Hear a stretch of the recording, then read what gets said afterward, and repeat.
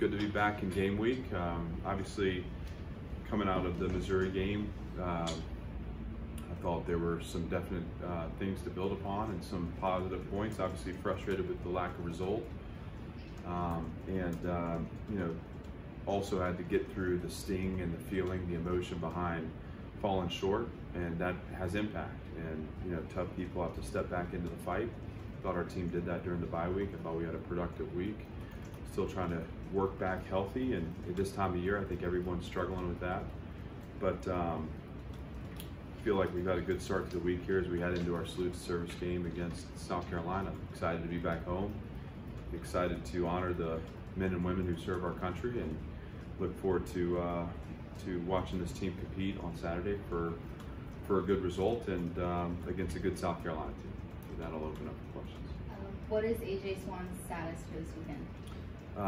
We're heading in the right direction with AJ. He was able to practice today, so felt good about that. Still needs to make it through the week, but so far so good. What was the difference in your defense first half and second half from calls to execution to all of it? Well, I look at the first half and I see like two plays. The long over that was a chunk that I felt like flipped the field, and that was capped. It didn't go for a touchdown, but I thought it was just a momentum builder for them.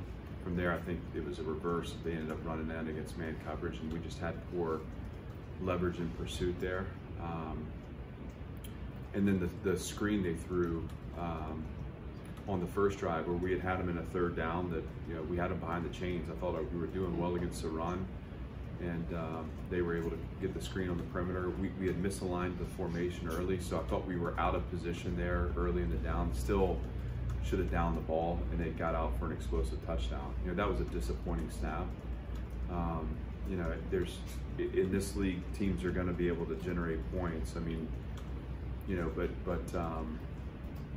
I look at that snap and say, good design, and we weren't detailed enough early to be aggressive late, but that ball should be down on our perimeter, and we should be able to line up and play again.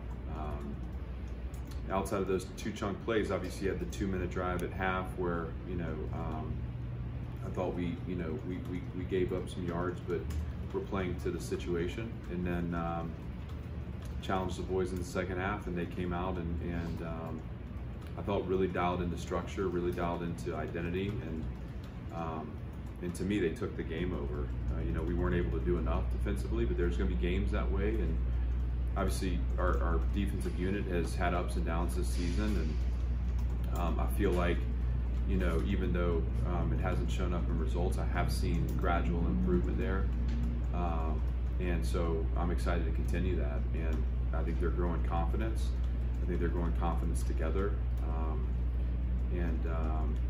we have to be detailed in our execution to give us a chance to play good defense.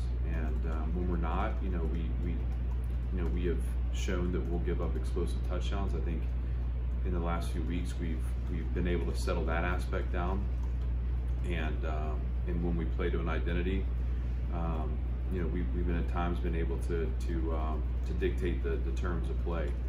I talked after the Georgia game just about the difference between being a participant and being an aggressor. When you do your job at a really high level on defense, you allow the other 10 people to be in position and do their jobs, and the structure will take care of you. You have to be committed to that, that can be the difference between 1st and 10 going to 2nd and 12, and 1st and 10 going to 2nd and 2, and that's a big deal when it comes to defending the offenses in our conference. I thought against Missouri we were able to win more on first down, and in the second half got them behind the chains a bunch, and then it was the third down execution of the sacks that allowed us to end drives. So I see growth. I see a pattern of growth there that we got to continue. We got a good offense we're playing this weekend with weapons that'll test us for sure. How much does that loss to South Carolina last season and sort of how it took place still hurt or motivate your team? Again, just like in every game, we haven't really spent much time on a year ago. It's a different team. There's a number of guys obviously that were there in the locker room that felt the sting of it. It was painful, but you know, we're not going to carry that with us onto the field. We're focused on, you know, this team playing at its highest level, and we think we have a chance to do that. Obviously, you know, for us to get to that point on Saturday where things click into place, we have to have a great week of preparation. And we're not at a point in the program where we can skip steps. We can't make assumptions about, you know, just showing up and putting the ball down on Saturday. We have to earn this through the week, and you know, we know we have a good enough team to earn that result, but that the proof is in the doing. And so, again, we won't spend time on last year. Those of us that were there and remember it, but we're not going to use that as leverage, emotional leverage this week. To me, this is about this team, Team 2, finding a higher level of performance and putting a complete game together against a conference opponent. How do you think South Carolina's offense has changed this season, where even though I know that statistically Rattler is like struggling, but he has a lot of arm talent and can make, you know, basically any throw you would want? Yeah, I mean, he's impressive, you know, and has had spurts of really impressive play. I think they have good skill and you know, big receiving targets too. Obviously, a really talented run game, and that makes for a good offense. You know, he you know, at times it's been knocked off rhythm, but you know, when he has time and when he's able to step into throws and when he's able to see you know, pre-snap what coverage he's getting, he gets the ball out on time and in location, and like you said, he's got the arm strength to make all the throws. So you know, a quarterback of his caliber has the chance to create explosive plays in the pass game. I thought against Missouri he made a couple of critical runs too, where you know, he has the athleticism to split your box and to create chunk gains that way and to convert third downs.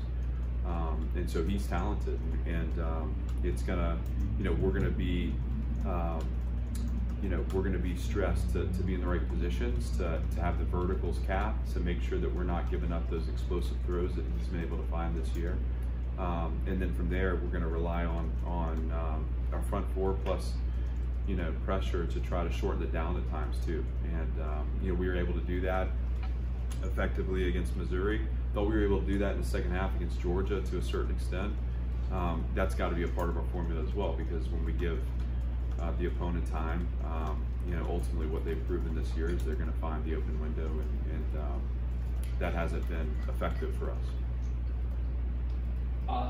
Darren Agu, Stevens, Sidiniola, Chase Gillespie, Ben Cox, are they all good to go? They're all on the depth chart. Yeah, you know, some of those will be wait and see evaluations. You know, it's a matter of just progress to return.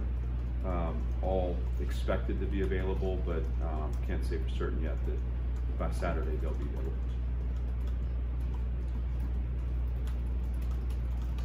What kind of stands out about South Carolina's defense? They've certainly played well for most of the season. When you look at this team, you see a team that obviously is capable on offense, that has been disruptive on defense, that, you know, in league games they've been able to capitalize on big plays early and create turnovers that have been certainly influential in the outcomes of games. And then you see a special teams group that is game changing as well. I think so much of the pressure they put on you is that, you know, you can't make mistakes against this team. They've proven they'll capitalize on those mistakes, and you know, they build on that momentum. They build on the positive play, and you know, there's a ripple effect there. I thought Missouri did a nice job of kind of staying in their plan and not ever you know, beating themselves, and that gave them a chance to build the lead that they got. But you know, South Carolina is a dangerous team, and again, I see that in all three phases. Their special teams, I think FEI ranks them the #1 special teams in the country. They've blocked a bunch of kicks. They've returned some for touchdown. What makes them tick? What's really a headache for you guys to try to deal with there? Well, they have skilled players that they put in really good positions, and I think when you have a team that's well designed, and Coach Limbo does a great job with their special teams group, and obviously Coach Beamer and his family history, I mean, that's always been an important part of the way they play football, but they design really well around the skill they have, and then they capitalize on your mistakes. So, you know, if half of the you know, success of a pump block is in the design of the rush. The other half is in, you know, finding the weak spot in the protection, and they've proven to be able to do that really well. And obviously, we understand the importance of not just not giving up those big plays, but creating plays for ourselves on special teams. We're gonna need to be on point and on our game in that phase, and if we're not, they'll make us pay for it. They had a long return against Missouri called back. I mean, this, you know, the long return against Texas A&M to open the game.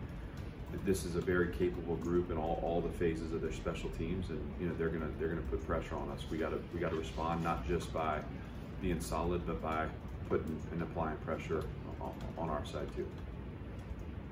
Is Davian Davis looking like? I mean, I imagine probably not going to play this week. Is he? You know, maybe the week after that. Where's he at? Not this week. He last week post practice got out and did some individual work with Coach Black, and felt good about that. Still a process though. So you know it's there's not a projected return date yet. There is progress being made, but not to a point yet where he's in the conversation around playing. Anything else? Thank you. Thank you. Thank you.